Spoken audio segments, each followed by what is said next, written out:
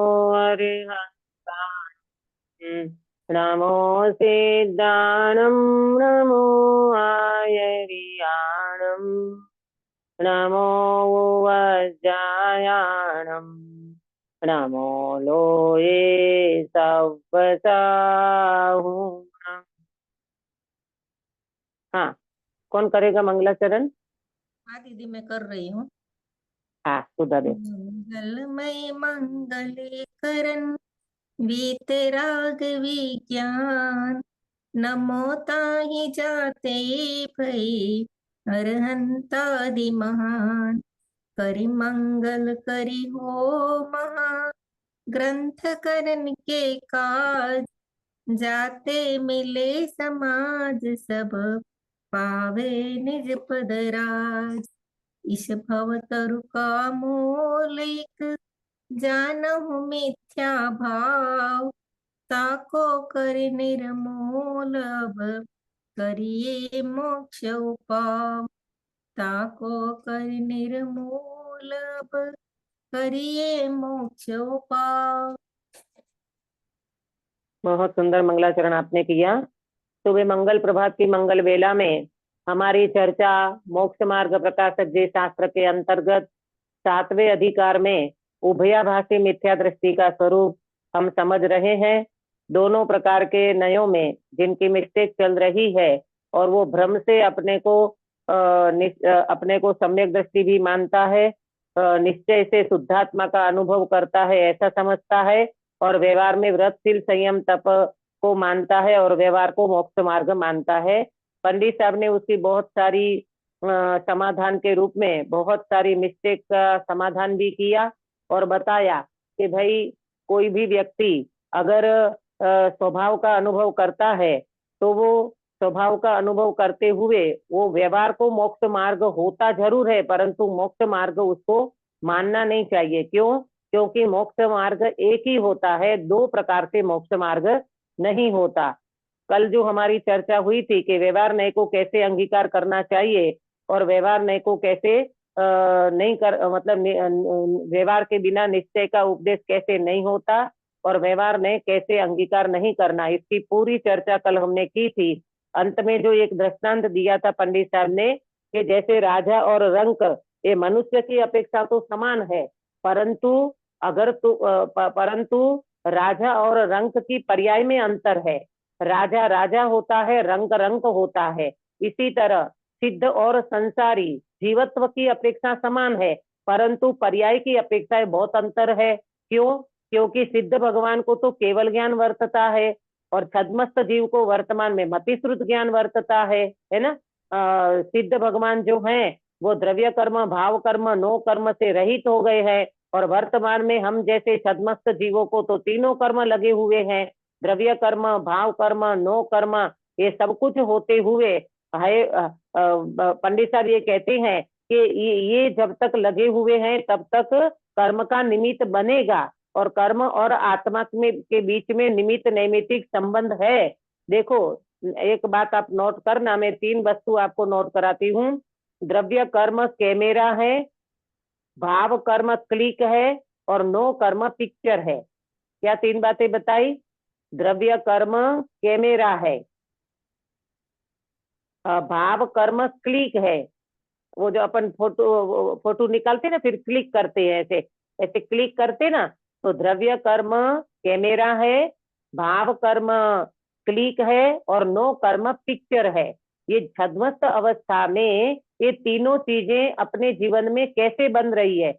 द्रव्य कर्म कैमरा है, जैसे कैमरे में कोई भी चीज आ जाती है ना, जैसी वस्तु होती है वैसी कैमरा में कैमरा उसको क्या बोलते हैं, कैचअप कर लेता है, उसको ग्रहण कर लेता है। तो हमारा जो कर्म का उदय होता है ना, द्रव्य कर्म में ज्ञानावरणीय दर्शनावरणीय, ये 8 कर्म का जो उदय होता है वो हमारा कैमेरा है। हमने जिस प्रकार से पूर्व में कर्म किए हैं तो उस प्रकार से वो कर्म आते हैं, और भाव कर्म क्लिक करता है, जैसे परिणाम किए और वहां पर वो ज्ञानावरणीय कर्म होगा, मोहनीय होगा, जो भी होगा, भाव कर्म उसको क्लिक करता है, क्योंकि भाव कर्म के माध्यम से मोह राग द्वेष के परिणाम होते हैं, और भाव कर्म माने मोह राग द्वेष के परिणाम से इस जीव को परिणाम से वो द्रव्य कर्म का बंध होता है। और नो कर्म पिक्चर है, फिर जैसे हमने परिणाम किए, जैसा हमारा कर्म बंधा और वो जो उदय में आया, तो नो कर्म में वो पिक्चर बन जाती है। नो कर्म माने वो आपको फल मिलता है उसमें, जैसे सामग्री मिली, साता का उदय आया, साता का उदय आया, तो वो पिक्चर बिल्कुल सामने आ जाती है। कभी अपन फोटो निकालते ना, तो अपन बोलते हैं, अरे मेरी ऐसी फोटो क्यों आई? अरे भैया तुम ऐसे बैठे थे, ऐसे हंस रहे थे, ऐसे बोल रहे थे, तो तुम्हारी फोटो ऐसी आई। इसी तरह द्रव्य कर्म एक कैमेरा है, भाव कर्म वो क्लिक है, और नो कर्म वो पिक्चर है। तो ये छद्मस्त अवस्था में तो ये सारी बातें बन रही है ना अपनी। वर्तमान में कर्म का उदय भी है, मोराग द्वेष के परिणाम भी हैं, और हमारे नो कर्म रूप शरीर में स्थिति, देखो नरक गति में वैसा शरीर मिलता है, वैसे कर्म का उदय आता है, वैसे क्षेत्रजन्य उनको तकलीफ भी है, दुख भी है ना। ये सब कुछ तिर्यंच गति के जीव है, तो उनको उस प्रकार की तकलीफ है। तो ये सब क्या है? तुम्हारा ही द्रव्य कर्म, भाव कर्म, नो कर्म का फल है। तो पंडित जी कहते हैं तुम ऐसे अगर मान लो तो ये बात ठीक नहीं है कि सिद्ध और संसारी दोनों समान है। जीवत्व की अपेक्षा समान मानो, पर्याय की अपेक्षा तो अंतर है। ये सारी बात कल हमने की थी। क्यों? अंत में एक बात बताई थी कि भाई एक ही क्या बोला था, एक ही भाव जो होता है, तो एक भाव में जिस भाव का सहितपना उस भाव से रहितपना एक वस्तु में संभव नहीं होता। कैसे? जैसे एक व्यक्ति ने पूर्ण वितरागता प्रकट कर ली, फिर वो व्यक्ति रागी नहीं कहलाएगा। जैसे कल हमने आपको एग्जाम्पल के रूप में बताया था, सम्यक दर्शन हो गया तो फिर मिथ्यात्व नहीं रह सकता, प्रकाश हो गया तो फिर अंधकार नहीं रह सकता। इसी तरह यहाँ पर अगर कोई जीव सिद्ध बन गया पर्याय में भी, तो फिर वो संसारी, हाँ जीवत्व की अपेक्षा सिद्ध और संसारी समान मानो, पर पर्याय की अपेक्षा से दोनों समान नहीं मान सकते। ये वाली गलती पंडित साहब ने बताई। चलो आज अपन आगे बढ़ेंगे। आज ये वाला चैप्टर मुझे पूरा करना है।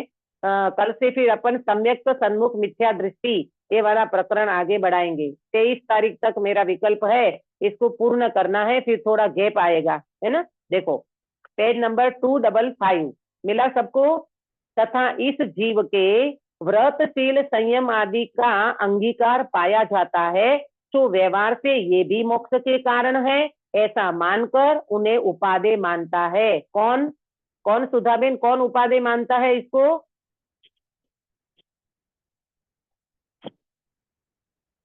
काश्मीरा बेन। उभयाभासी मिथ्या दृष्टि। हाँ उभयाभासी मिथ्या दृष्टि, ये पॉइंट भूलना नहीं। ये बात जिसकी चल रही है उसको लक्ष्य में रखना कि उभयाभासी मिथ्या दृष्टि व्रतशील संयम आदि को भी मोक्ष का कारण मानता है और उसको उपादेय मानता है। तो जैसे पहले केवल व्यवहार लंबी जीव के अयथार्थपना कहा था, वैसे ही इसके भी अयथार्थपना जानना। पहले वो आ गया ना आगे 4 धर्म बुद्धि वाले और संसार के प्रयोजन वाले, है ना, ये सब आ गए। वो जो जैसे मानते थे ऐसा इनका भी अयथार्थपना है। बिल्कुल मोक्ष मार्ग का यथार्थपना जैसा भगवान ने स्वरूप बताया वैसा निश्चय व्यवहार को नहीं मानते, इसलिए इनका भी अयथार्थपना ही समझना, माने रियलिटी नहीं समझना। देखो तथा यह ऐसा भी मानता है, कैसा मानता है कि यथा योग्य व्रतादि क्रिया तो करने योग्य है, परंतु इसमें ममत्व नहीं करना। ये कहते हैं कि हम क्रिया तो करेंगे, हम ममत्व नहीं करेंगे। तो पंडित जी कहते हैं तो जिसका आप करता हो उसमें ममत्व कैसे नहीं किया जाए? हाँ, जिस चीज का आप करता तो बन रहे हो, वो मालूम क्या कहता है? व्रतशील संयम तप का मैं करता हूँ, करता हूँ, क्योंकि वो करता तो मानता ही है ना क्रियाओं का। तो पंडित जी कहते हैं कि जिसका आप करता हो उसमें ममत्व कैसे नहीं किया जाएगा? आप करता नहीं है तो मुझको करने योग्य है ऐसा भाव कैसे किया? 2 बात। पहले तो आप जिसका करता हो उसका आप उसका जो क्रिया करते हो उसका आप कर्ता बनोगे, तो उसमें ममत्व जरूर होगा। जैसे ये मकान मेरा है ऐसा अगर आपने माना तो उस मकान में ममत्व जरूर होगा। जिस चीज का आप कर्ता बनते हो उस चीज का कर्तृत्व आप में जरूर आएगा। मैंने इतने उपवास किए तो ये उपवास का कर्ता आप जरूर बनोगे और उसमें ममत्व भी जरूर होगा। कर्तृत्व है और ममत्व, ये दोनों चीज बनेगी। अगर तुम करता नहीं हो तो मुझको करने योग्य है ऐसा भाव कैसे किया? अगर ये क्रिया करने योग्य नहीं है, ऐसा आएगा कब? ये भाव करने योग्य है, ये क्रिया करने योग्य है, ऐसा भाव कैसे किया? जब तुम्हारे अंदर में ऐसा कर्तृत्व और ममत्व पड़ा रहता है तब ही आता है, इसके बिना नहीं आता। और यदि करता है तो वह अपना कर्म हुआ। क्या क्या क्या कर्ता कर्म क्या घटित किया पंडित जी ने यहाँ पर? मैं करने वाला हूँ और क्रिया मेरा कर्म है, ये क्रिया मेरा कार्य है। कर्म माने कार्य, तो कर्ता कर्म, मैं करने वाला हूँ। व्रत शील संयम तप का मैं करने वाला हूँ, तो मैं कर्ता बन गया, और व्रत शील संयम की जो क्रिया है वो मेरा कर्म बन गया, वो मेरा कार्य बन गया। ठीक है, तो देखो, तो पंडित जी कहते हैं तब कर्ता कर्म संबंध स्वयमेव ही हुआ, ऑटोमेटिक हो जाता है। ऐसी मान्यता तो भ्रम है। क्यों भ्रम बताया ऐसी मान्यता को गिरीश भाई? क्यों भ्रम बताया ऐसी मान्यता को?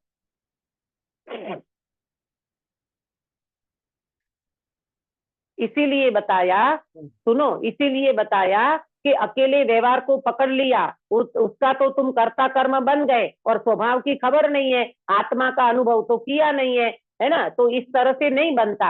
अरे कोई भी क्रिया का कर्ता नहीं बनता है। देखो सुनो, ज्ञानी के जीवन में भी क्रियाएं होती है, प्रवृत्ति होती है, परिणाम होते हैं, परंतु एक भी क्रिया का ज्ञानी कर्ता नहीं बनते। और ये कर्ता बनता है, इसका मतलब ये तुम्हारा भ्रम है। क्रिया ये तो सहज पल जाती, और क्रिया में तो वास्तव में वो जड़ की क्रिया है, उसमें तो कुछ भी नहीं होता। परिणाम जो होते हैं उसके भी ज्ञानी ज्ञाता रहते हैं, वो ज्ञानी कभी कर्ता नहीं बनते। ठीक है, तो कैसे हैं? अब कैसे हैं इसका पंडित जी जवाब देंगे। बाह्य व्रताधिक हैं, वे तो शरीर आदि पर द्रव्य के आश्रित है। कल बताया था कि ये जो व्रत उपवास जो भी अपन करते हैं, तो ये सब पर द्रव्य के आश्रित है। अष्टमी चतुर्दशी को उपवास तो करना है, लेकिन शरीर की ताकत नहीं है तो कैसे करोगे? तो पर द्रव्य के आश्रित हो गए। पर द्रव्य का आप करता है नहीं, बोलो, ये कोई एक भी क्रिया का आप करता है? अभी जैसे मैं क्लास ले रही हूँ, तो देखना, ये भाषा वर्गना का पुद्गल जैसा निकलना होगा वैसा निकलेगा। मैं सोचूं और वैसा ही निकले, ये कोई जरूरी नहीं है। समझ में आया? ये सब भाषा वर्गना का पुद्गल का परिणमन स्वतंत्र है, इसलिए उसमें कर्तृत्व बुद्धि भी नहीं करना और वहां ममत्व भी नहीं करना। किसमें किसमें नहीं करना सुनीता जी? किसमें कर्तृत्व बुद्धि और ममत्व बुद्धि नहीं करना? जो भी व्रत उपवास अपन कर रहे हैं उस हाँ, क्रिया में। जो भी व्रत उपवास आदि जो हो रहे हैं ना, व्रत शील संयम दया दान उपवास, उसमें बिल्कुल कर्तृत्व नहीं करना और ममत्व भी नहीं करना। तथा व्रतादि में ग्रहण त्याग रूप अपना शुभ उपयोग हो, वह अपने आश्रित है, उसका आप करता है। अब इसमें दो चीज समझना। देखो, पहले ये बताया कि व्रतादि माने व्रत जप क्रिया, वहां क्रिया पर द्रव्य के आश्रित बताई, उसका आप कर्तृत्व नहीं करना, ममत्व भी नहीं करना। ठीक है, क्रिया का कर्तृत्व ममत्व नहीं करना। फिर नीचे बताया तीसरी लाइन में कि व्रतादिक में ग्रहण त्याग रूप अपना शुभ उपयोग है, वह अपने आश्रित है। ये परिणाम जो हुए ना, ये जो शुभ भाव हुए ना, तो ये शुभ भाव अपने आश्रित है, माने जीव करता है। ठीक है, उसका आप करता है, इसलिए उसमें कर्तृत्व बुद्धि भी मानना और वहां ममत्व भी करना। परंतु इतना पढ़ करके आपको प्रश्न हो सकता है कि दीदी अपन परिणाम के भी थोड़ी करता है, परिणाम भी तो सहज होने योग्य होते हैं। तो पंडित जी ने तुरंत बताया, परंतु इस शुभ उपयोग को बंध का ही कारण जानना, मोक्ष का कारण नहीं जानना। पंडित जी बहुत गहरे चिंतन करने वाले हैं, बहुत अंदर के अभ्यासी और आत्मानुभवी पुरुष थे, तो उन्होंने तुरंत बताया। देखो, पहले समझना, पहले क्रिया, हाँ, क्रिया का तो तुम करता भी नहीं हो, इसलिए वहां ममत्व नहीं करना।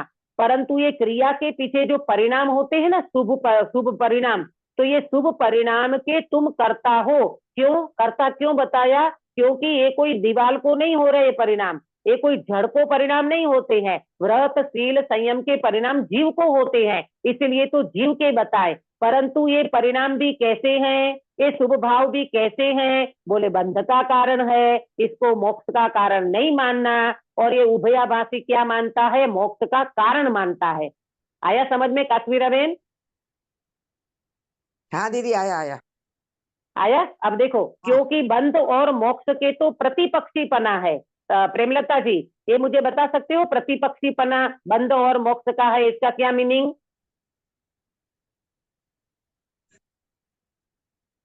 विरुद्ध है दोनों। हाँ, दोनों विरुद्ध है। प्रतिपक्षी माने ऑपोजिट, ये दोनों विरुद्ध है। बंध से तो जीव संसार में रुलता है और मोक्ष से तो जीव बंधन से छूट जाता है, वो तो मुक्त हो जाता है। तो दोनों प्रतिपक्षी हो गए। और पंडित जी कह रहे हैं यहाँ शुभ भाव से तो जीव बंधता है भैया। तो बोलते ना अपन, समय सार जी में आया ना पुण्य पाप अधिकार में, एक सोने की बेड़ी और एक लोहे की बेड़ी। बेड़ी तो आखिर क्या बेड़ी है? है, बंधन है, बेड़ी बंधन। तो बंधन है, बेड़ी तो बंधन है। इसी तरह अशुभ उपयोग, अशुभ भाव कि शुभ भाव, ये दोनों बेड़ी हैं और बेड़ी बांधती है। और मोक्ष कैसा है? बंधनों से मुक्त मुक्त होता है, उसको मोक्ष कहते हैं। इसलिए एक ही भाव पुण्य बंध का भी कारण हो और मोक्ष का भी कारण हो, ऐसा मानना भ्रम है। अब मुझे कौन बताएगा एक ही भाव में क्या लेना, जो पुण्य बंध का भी कारण हो और मोक्ष का भी कारण हो, ऐसा ये मानता है उभयाभासी, वो भ्रम है। अक्षा अंकित है? तप नियम जप जो करता है वो बंध का हाँ, कारण है और वो मानता है वो हाँ, मोक्ष का कारण है। मोक्ष का कारण है। उन उन एक ही भाव को, माने वो शुभ भाव को बंध का भी कारण मानता है और वो ही शुभ भाव को मोक्ष का कारण मानता है। तो ऐसे तो नहीं बन सकता ना, ये गलत है, ये पंडित जी का कहना है। आगे, तो दीदी एक मिनट, इसलिए हाँ, प्रश्न ये होता है कि हाँ, जीव है तो जीव को भाव तो होंगे ही। हाँ, भाव होंगे तो माने कोई भी शुभ अशुभ इसके हिसाब से हम देखते हैं, तो कुछ ना तो होगा ही। तो वितराग भाव कैसे होगा? Very good.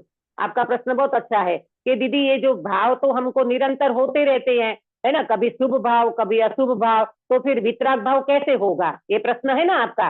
भाई प्रश्न आपका ठीक है, इसका आंसर बहुत बढ़िया है।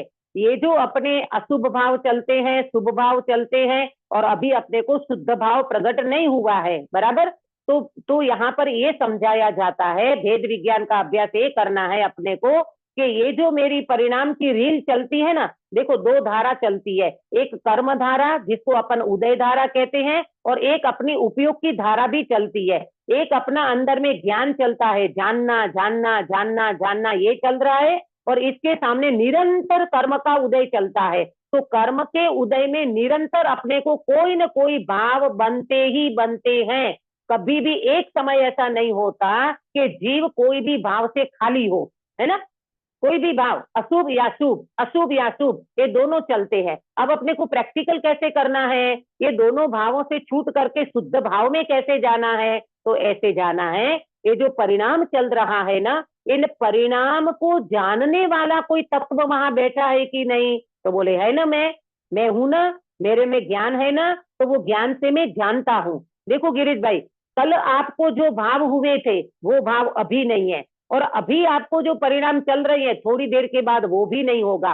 तो ये तो परिणाम निरंतर बदलता रहता है ना, उसमें उत्पाद व्ययपना, उसमें अप डाउन होता रहता है। परंतु इन परिणामों को जानने वाला कोई वहां ज्ञान तत्व जो बैठा हुआ है, जो जानने वाला बैठा हुआ है, उसको अपने को पकड़ना है। पकड़ना है माने उनका अपने को फीलिंग करना है। हमारा होता क्या है मालूम, हम 24 घंटा सुबह शुभ भावों की फीलिंग करते हैं, लेकिन इन शुभाशुभ भावों के जानने वाला बैठा है, उसको अपन पकड़ नहीं पाते, वहां अपना फोकस नहीं जाता। कैसे? जैसे आपको कोई एक ऐसा तीव्र कषाय आया, कोई राग राग का भाव आया, कोई क्रोध का भाव आया, तो अपन उसमें बिल्कुल इन्वॉल्व हो जाते हैं।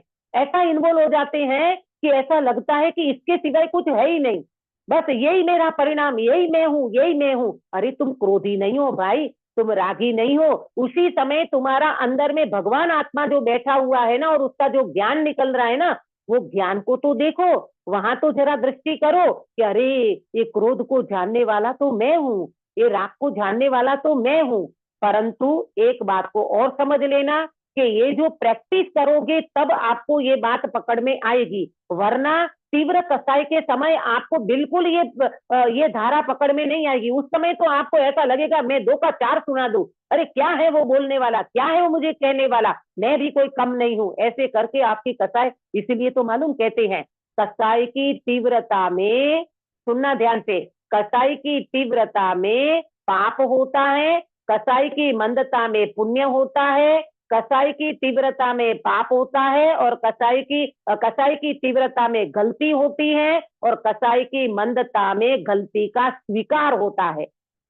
आया, ये गलती का स्वीकार है ना, ये मंद कसाई में होगा। जब आपका पुण्य का उदय हो ना गिरीश भाई, तब बैठ करके इस वस्तु को अभ्यास करना वेद विज्ञान का, तब आपको वो पकड़ बन जाएगी, वो जो आपको ज्ञान की फीलिंग आ जाएगी, जो वेदन आ जाएगा, फिर आपको क्रोध के कसाई में भी आपका श्रद्धान बना रहेगा। भले उस समय आप इन्वॉल्व हो जाओ तो कोई बात नहीं, परंतु अंदर से आपको लगेगा अरे रे, ये परिणाम का कर्ता मैं कहाँ हूँ, ये देखो ना, ये परिणाम का कर्ता वास्तव में मैं नहीं हूँ, ये परिणाम होने योग्य होते हैं और मैं तो उनका सदा ज्ञाता दृष्टा रहता हूँ। आप एक बार इसका प्रैक्टिकल वेद विज्ञान करोगे ना, तो ये दोनों प्रकार के भाव से भिन्न ऐसे शुद्ध भाव जो है, शुद्ध स्वभाव जो है, उसका पहले ज्ञान में पकड़ आएगी, माने ज्ञान लक्षण पकड़ में आएगा, और जहां ज्ञान है वहां ज्ञायक ही है। इसके लिए थोड़ा वेद विज्ञान का अभ्यास चाहिए, तब ये बात बन सकती है, क्योंकि दीदी ये बुद्धिपूर्वक पैरेलल चलती है। सोचना पड़ता है ना, बुद्धिपूर्वक ऐसा बुद्धिपूर्वक अपने को भेद ज्ञान करना पड़ता है ना अभी तो। देखो, हाँ बराबर सुधा बेन, आपका जो प्रश्न है ना बुद्धिपूर्वक, बिल्कुल पहले तो बुद्धिपूर्वक अपने को निर्णय करना पड़ेगा। मालूम अभी हमारा निर्णय कि ऐसा लगता है कि ये परिणाम होते हैं, तो ये परिणाम तो करने वाला मैं ही हूँ। अरे आचार्य देव कहते परिणाम को तुम करता नहीं हो, ये परिणाम तुम्हारे नहीं है, तुम्हारे परिणाम तो रत्नत्रय के परिणाम है, तुम्हारे परिणाम तो ज्ञान दर्शन के परिणाम है, ये तुम्हारे परिणाम है ही नहीं। परंतु उन परिणामों में कर्म का उदय निमित्त बनता है, जीव उसमें इन्वॉल्व होता है, और वो शुभाशुभ परिणाम जो बनता है उसको वो अपना मानता है। परंतु वहां जो ज्ञान तत्व बैठा हुआ है, जानन जानन जानन, जानने वाला जानने वाला जानने वाला, ये है ना जो ज्ञान धारा, उसको जो अगर जीव एक बार पकड़े ना, तो उसको बिल्कुल ऐसा ख्याल आ जाएगा कि ज्ञान अने राग जुदा छे, जो सोगानी जी को ख्याल में आया। ये प्रैक्टिस करते हुए पहले निर्णय करो बैठ करके, पूरा एकदम पक्का निर्णय कि मैं शुद्ध स्वभावी भगवान आत्मा ही हूँ, मैं ज्ञान के अलावा कुछ नहीं कर सकता। ये बात जब पकड़ में आती है तो ये ज्ञान पकड़ में आते ही ये शुभ और अशुभ राग दोनों अलग हो जाते हैं। ये प्रैक्टिस चाहिए इसकी, वेद विज्ञान की, है ना। देखो तो कैसे हैं बाह्य व्रतादि, ये तो आ गया था, हाँ इधर नीचे, इसलिए व्रत अव्रत दोनों विकल्प रहित, जहां पर द्रव्य के ग्रहण त्याग का कुछ प्रयोजन नहीं है, ऐसा उदासीन वितराग शुद्धोपयोग वही मोक्ष मार्ग है।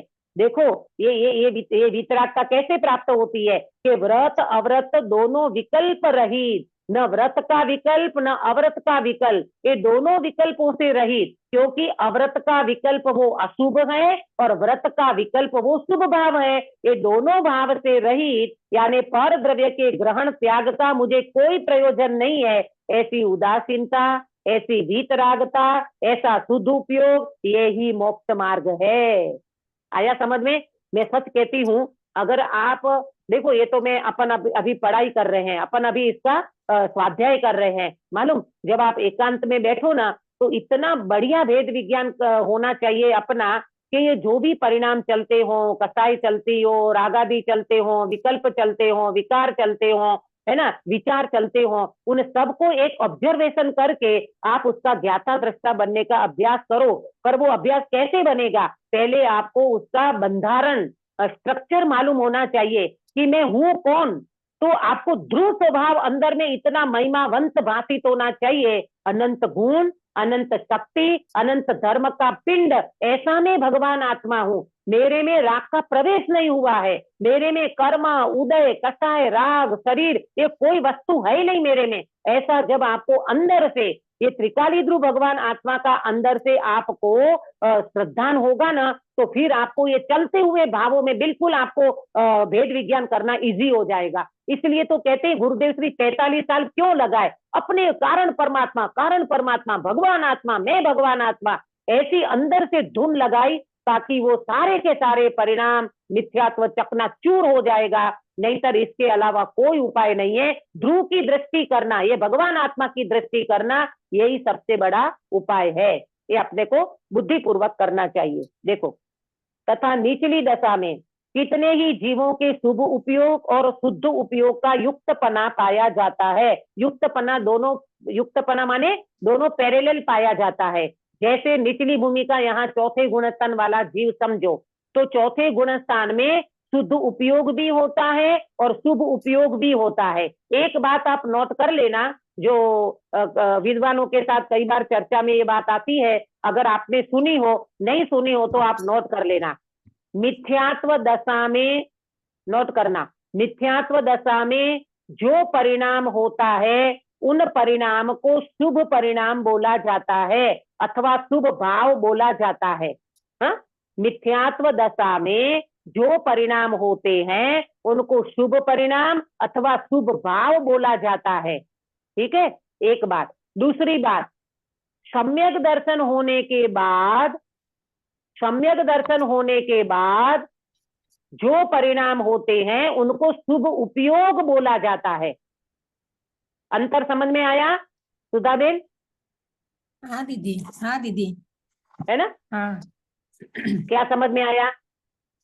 जो मिथ्यात्व दशा में जो परिणाम होते हैं वो तो शुभ परिणाम है, ऐसा अपन मतलब मिथ्यात्व तो ये सोचता है कि ये शुभ हाँ। परिणाम है, पर ये जब शुभ सम्यक परिणाम है ऐसा बोला जाता है। और जब सम्यक दर्शन हो जाता है ना, एक बात समझो, शुद्ध उपयोग प्रकट होने के बाद जो परिणाम होते हैं उनको शुभ उपयोग बोला जाता है।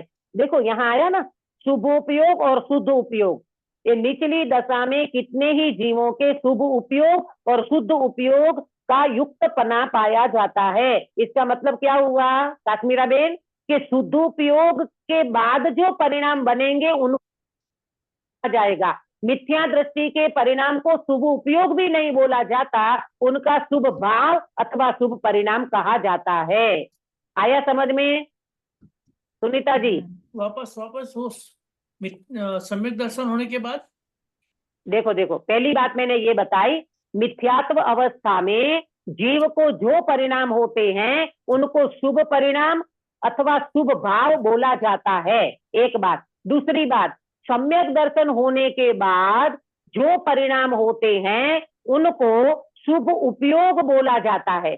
ऐसा आता, ये आया ना इधर, नहीं तो अपने को ये लगे कि शुभ उपयोग और शुभ परिणाम में क्या अंतर है, तो ये अंतर हो गया गिरीश भाई, ये अंतर हो गया।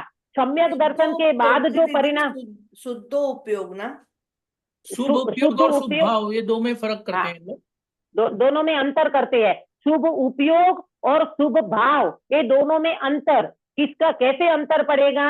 मिथ्यात्व दशा में जो परिणाम होंगे उनको शुभ परिणाम बोलेंगे, और सम्यक दर्शन के बाद एक बार शुद्ध उपयोग प्रकट हुआ ना, उसके बाद जो सम्यक दृष्टि के परिणाम को शुभ उपयोग बोला जाता है। मिथ्या दृष्टि के लिए ये शब्द यूज नहीं किया जाता। ये बात यहाँ से समझना। तो क्या हुआ कि सम्यक दृष्टि को दोनों उपयोग पाए जाते हैं, शुभ उपयोग भी होता है और शुद्ध उपयोग भी होता है ना, दोनों पाए जाते हैं ना। जितनी वितरागता प्रकट हुई, अनंतानुबंधी कसाय गया तो शुद्ध उपयोग प्रकट हुआ, और फिर 3 कसाय वाले परिणाम मौजूद है तो वहां उनके शुभ अशुभ उपयोग भी होता है। ये बात, इसलिए उपचार से व्रताधिक शुभ उपयोग को मोक्ष मार्ग कहा है।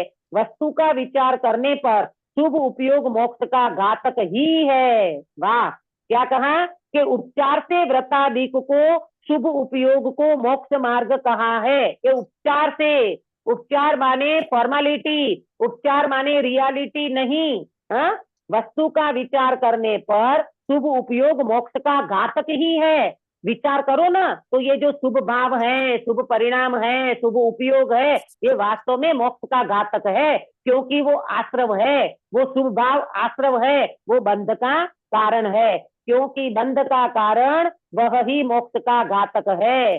तो क्या बंध का कारण बना गिरीश भाई? बंध का कारण क्या लेना यहाँ? किसको कह रहे हैं शुभ भाव पंडित जी को। बंध का कारण? शुभ शुभ भाव भाव को भी को। बंद। भाव को हाँ, शुभ भाव ये बंध का कारण है। यहाँ शुभ उपयोग भी बंध का कारण है। यहाँ तो ज्ञानी की बात कर रहे हैं ना। शुभ उपयोग को मोक्ष मार्ग कहा है। वस्तु का विचार करने पर शुभ उपयोग मोक्ष का घातक ही है। देखो गिरीश भाई, एक बात को समझना, ये जो सम्यक दृष्टि का शुद्ध उपयोग के बाद जो शुभ उपयोग होता है ना, जो शुभ उपयोग माने व्रत, शील, संयम, तप, त्याग, पूजा पाठ का जो परिणाम होता है, वो शुभ उपयोग भी घातक है, वो बंध का कारण है। उनको मोक्ष का कारण नहीं मानना, वो तो मोक्ष का घातक है, ऐसा श्रद्धान सम्यक दृष्टि को तो है, अपने को करना चाहिए। आया समझ में? गिरीश भाई, आपको बात बैठी कि नहीं? कहाँ चले समझ गए? तो पड़ा, लेकिन उसको अभी अभी क्लियर नहीं हो रहा है? नहीं क्लियर तो हो गया है, लेकिन हाँ। ऐसे ही अभी उसके लिए फिर मैं अलग से बैठ के सब हाँ, बुद्धिपूर्वक अलग सब से करना बैठ के चाहिए। मतलब इसका प्रैक्टिकल करना अभ्यास करोगे ना गिरीश भाई, वो एकदम क्लियर हो जाएगा चलते हुए परिणाम में। जैसे देखो नदी बहती है, बहती नदी का जो पानी, बहती हुई नदी में H2O को देखना, देख सकते हो? बहती हुई नदी में H2O को देखना, देख सकते हैं? पानी का प्रॉपर स्वरूप आपको मालूम होगा ना, तो आपको कोई पूछेगा ये पानी का क्या बोलते हैं उसको, पानी का बंधारण, क्या बोलते हैं, कंटेंट क्या है पानी का कंटेंट? बंधारण। तो क्या क्या बोलोगे आप? H2O हाँ, 2 हाइड्रोजन H2O। मॉलिक्यूल और एक हाँ। हाँ, ऑक्सीजन। H2O बोलो ना, H2O बोलोगे। हाँ, इसी तरह बहते हुए रागादि भाव में, बहते हुए कसाय भाव में, बहते हुए जो भी तुम्हारा उदय भाव है, उसमें वास्तव में कौन बैठा हुआ है? ये बहता हुआ राग, बहती हुई कसाई मोबाइल में नहीं होता, ये पुद्गल में नहीं होता, ये दीवार में नहीं होता, जीव में होता है। एक प्रकार से कहे तो जीव में होता है, पर रियलिटी जब आप पता करोगे ना, तो वहां पर चैतन्य तत्व बैठा है, वहां जीव बैठा हुआ है, वहां ज्ञान करने वाला बैठा हुआ है, जानने वाला बैठा हुआ है। तब तो ये राग राग है। ये जानता कौन है? राग जानता है कि मैं राग हूं, कि ज्ञान जानता है? बोलो ज्ञान सुनीता जी। ज्ञान जानता है। ज्ञान जानता है, बस इतना ही तो अभ्यास करना है कि ज्ञान जानता है। ओहो, ये राग जो आया, ये राग बिल्कुल भिन्न है, मैं तो ज्ञान स्वभावी भगवान आत्मा हूँ, ऐसा जानने वाला पकड़ में आ गया, तो वो तुम्हारा राग अलग पड़ गया, कसाई अलग हो गई, भिन्न हो गई, और तुमको ये शुद्ध स्वभाव जानने में आ जाता है। ये थोड़ा अभ्यास चाहिए। ये भेद विज्ञान का अभ्यास करने से ही ये वस्तु पकड़ में आती है। देखो, इस प्रकार शुद्धोपयोग ही को उपादेय मानकर उसका उपाय करना।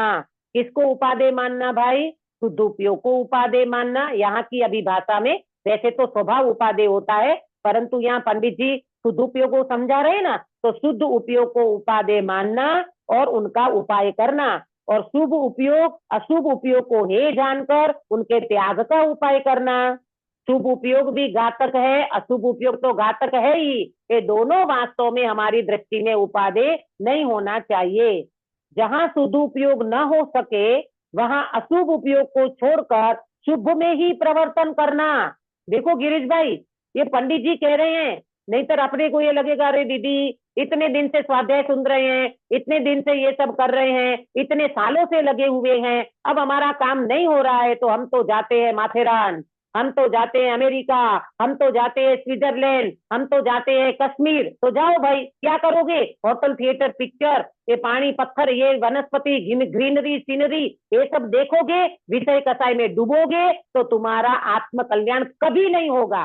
बुद्धिपूर्वक पंडित जी कहते हैं अशुभ को छोड़कर शुभ में लगना चाहिए। यहाँ चांस है। देखो, ये स्वाध्याय सुनते सुनते आपको कहीं पर भी क्लिक हो जाएगा ना, तो फिर आप एकांत में बैठ के वो वस्तु को पकड़ सकते हो। पर पिक्चर देखते देखते ये हो सकता है क्या?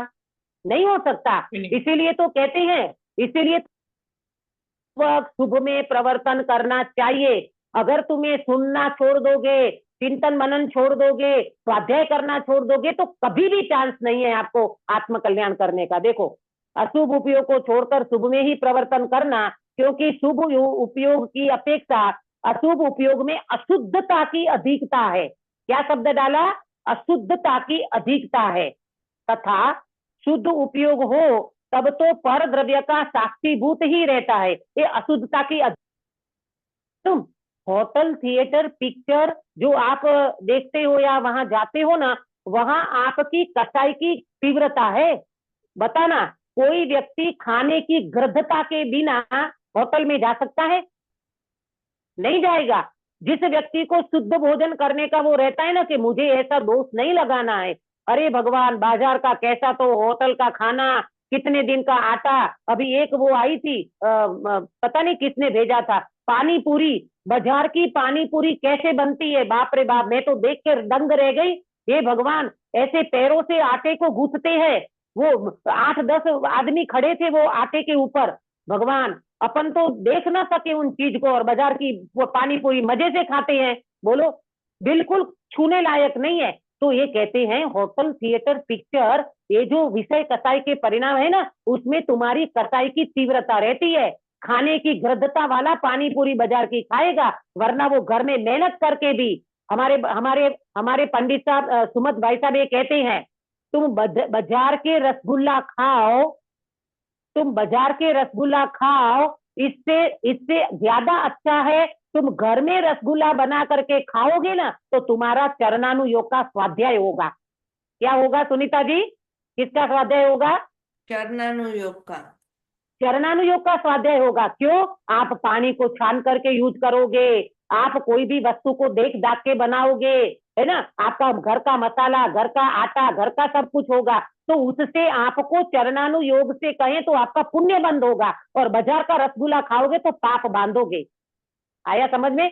तो यहाँ ये कह रहे हैं, वहां वहां अशुभ भाव में कसाई की अधिकता होती है और शुभ भाव में कसाई की मंदता होती है।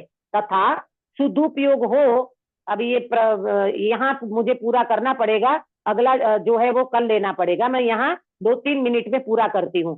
तथा शुद्ध उपयोग हो तब तो पर द्रव्य का साक्षीभूत ही रहता है। देखो, जिसको शुद्धोपयोग प्रकट हुआ है ना, वो ही पर द्रव्य का साक्षी बन सकता है, वो ही ज्ञाता दृष्टा बन सकता है। अभी कोई अज्ञानी जीव कहे मैं तो ज्ञाता दृष्टा बन करके आलू के पराठे खाता हूँ, मैं तो ज्ञाता दृष्टा बन करके आलू के पकोड़े खाता हूँ, भगवान पंडित जी कहते हैं तू स्वच्छंदी है, तू स्वच्छंदी है। ऐसे नहीं होता, तू आत्मा का अनुभव तो किया नहीं है। इसमें बहुत अच्छी चर्चा आने वाली है, कल आएगी शायद, कि भाई तू पर द्रव्य का ज्ञाता दृष्टा कब बनता है मालूम? पहले अपना ज्ञाता दृष्टा बनो, अपने भगवान आत्मा का ज्ञाता दृष्टा बने बिना पर का ज्ञाता दृष्टा कभी भी नहीं बन सकता, तू साक्षी कभी नहीं बन सकता। और तू ऐसा कहता है मैं तो पर का ज्ञाता दृष्टा बन करके मैं तो जानता देखता हूँ और आलू के पराठे खाऊं, जानता देखता हूँ और आलू के पकोड़े खाऊं, ये स्वच्छंदी जीवन है, 3 काल में संभव नहीं है। आगे चर्चा आएगी तब बताऊंगी।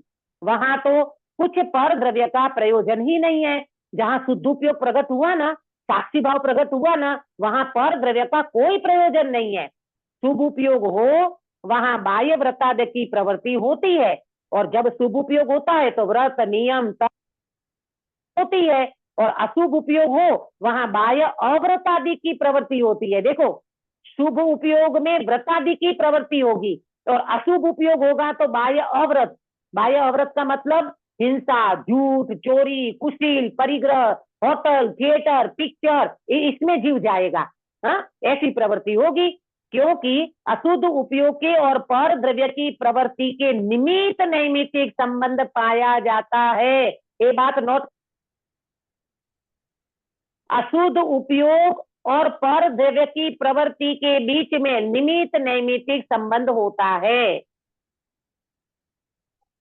अशुद्ध उपयोग और पर द्रव्य की प्रवृत्ति के बीच में निमित्त नैमित्तिक संबंध पाया जाता है। यहाँ अशुद्ध उपयोग में क्या क्या लेना? काश्मीरा बेन, आपको समझ में आई है चर्चा? अशुद्ध उपयोग में क्या लेना? झूठ, चोरी, हिंसा, हिंसा, झूठ, चोरी, अभ्रम, वो सब। कुशील, परिग्रह एक, और दूसरा कसाई, क्रोध, मान, माया, लोभ। हाँ, ये सुनो सुनो, यहाँ अशुद्ध उपयोग में शुभ परिणाम और अशुभ परिणाम दोनों लेना। आया समझ में? देखो, व्रत और अव्रत दोनों बात करी ना। अशुद्ध उपयोग के 2 भेद, यहाँ शुभ और अशुभ, ये दोनों लेना यहाँ पर। शुभ में लेना दयादान व्रत नियम और अशुभ में लेना हिंसा झूठ चोरी कुटिल परिग्रह, ये सब आ जाएगा। तो ये दोनों के बीच में कौन सा संबंध है? निमित्त नैमित्तिक संबंध है। देखो, ज्ञानी हो जाते हैं ना, ज्ञानी हो जाते हैं, फिर उनकी अशुभ प्रवृत्ति अन्याय अनीति अभक्त वाली छूट जाती है। ख्याल में आया अक्सा बेटा? हाँ दीदी। है ना? जब जीव ज्ञानी हो जाते ना तो उनको अन्याय अनीति अभक्त नहीं रहता, सप्त व्यसन छूटते ही छूटते हैं। कोई व्यक्ति ये कहे मुझे आत्मा का अनुभव हो गया और मैं सप्त व्यसन का सेवन करता हूँ, बोलो पॉसिबल है अंकित भैया? ज्ञानी होने के बाद सप्त व्यसन करे तो वो ज्ञानी नहीं, और ज्ञानी सप्त व्यसन करते ही नहीं। क्यों? क्योंकि वो शुद्धोपयोग प्रकट हो गया, आत्मा का अनुभव हो गया, तो सप्त व्यसन तो छूटते ही छूटते हैं, अन्याय अनिति अभक्त भी छूट जाता है। आया समझ में? देखो तो किसके बीच में निमित्त नैमित्तिक संबंध बताया अक्सा बेटा? अशुद्ध उपयोग और परद्रव्य के प्रवृत्ति, प्रवृत्ति के पर द्रव्य की प्रवृत्ति। तो अशुद्ध उपयोग में क्या लेना? शुभ परिणाम और अशुभ परिणाम दोनों लेना। हिंसा झूठ चोरी कुशील परिग्रह और दया दान व्रत शील संयम, ये सब है अशुद्ध उपयोग, है ना? और इसमें निमित्त नैमित्तिक संबंध पाया जाता है। तथा पहले अशुभ उपयोग छूटकर, अब देखो इसका क्रम कैसे होता है अक्सा बेटा, प्रॉपर सुनना। पहले अशुभ छूटता है, बाद में शुभ छूटता है, और तीसरे नंबर में शुद्धोपयोग प्रकट होता है। देखो कैसी परिपाटी बताई क्रम।